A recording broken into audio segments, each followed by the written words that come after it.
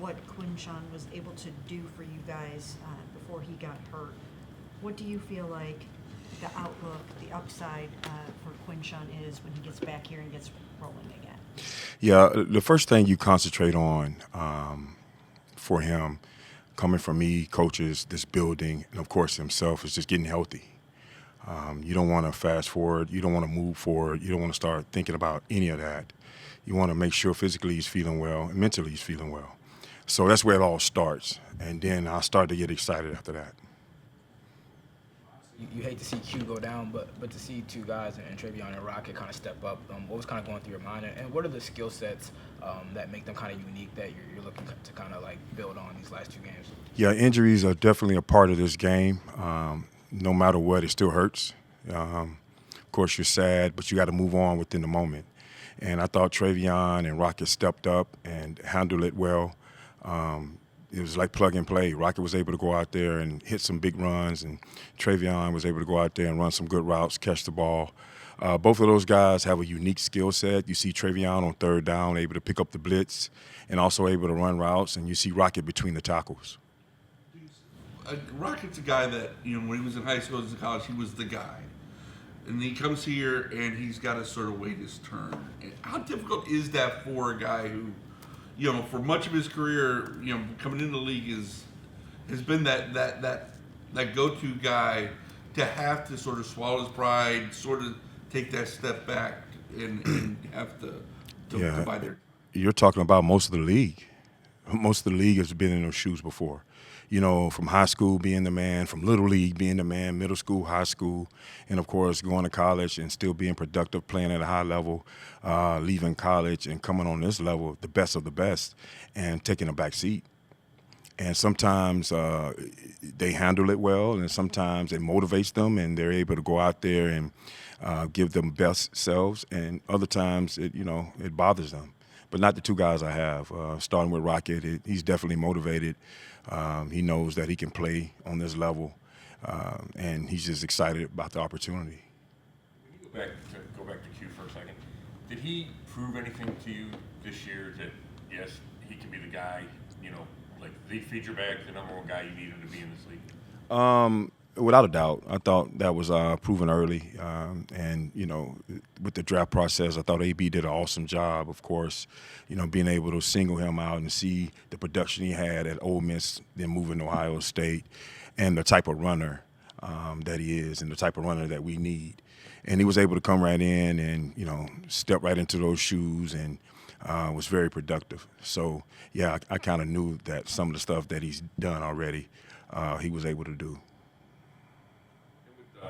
Dylan, two things.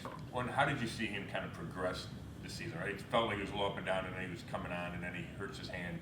And then how important is it if he's able to get back out to see him in these final couple of games?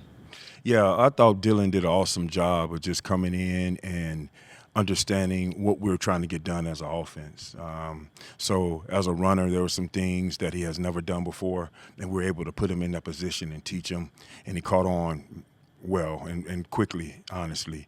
And then as a receiver, which was uncharted waters for him, I thought that he got better and better and better. And, of course, there's pass protection when he's caught out there, and some of our six-man protections he got to be able to protect.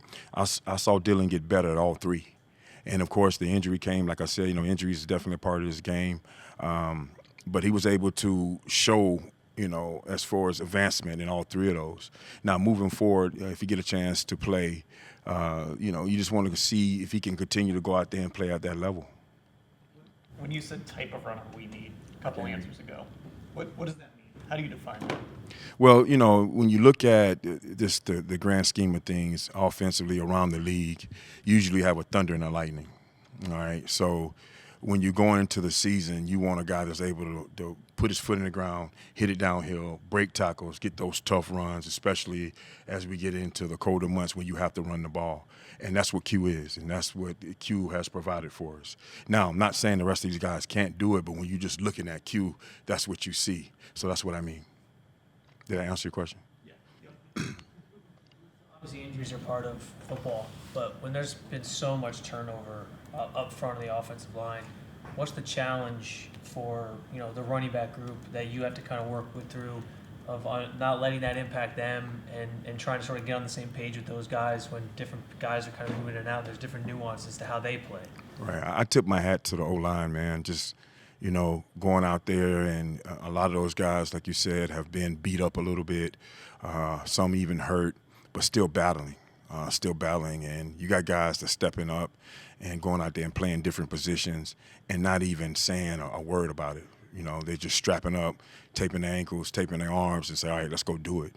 So just to be able to see that and see guys committed and see guys, continue to push forward no matter the adversity that they see or going against is truly a positive. So I feed off it. I show that to the running backs, of course, and say, hey, man, these guys are out here fighting, so you must go out there and continue to do the same thing. And they're all positive because they want to win. But just showing that means a lot. When you look at this Pittsburgh defense, what makes it difficult to run against? What stands out about it? Right. Historically, when you look at Pittsburgh, they've been running this defense since it seems like the beginning of time, and they seem to always draft the right guys for it, and no matter what, year in, year out. And, you end up having a guy that can really rush the passer or two. You have good linebackers and you have good guys up front. And the secondary feeds off it. The secondary is able to, of course, provide multiple coverages, and they're talented back there. It's difficult to run the ball because the way they play, how aggressive they are, how, those guys up front are able to hold the combination blocks, the double team blocks off of their backers, and their backers are able to run around a little bit. It's not a hard system. It's been around for a long time, and they're just really good at it.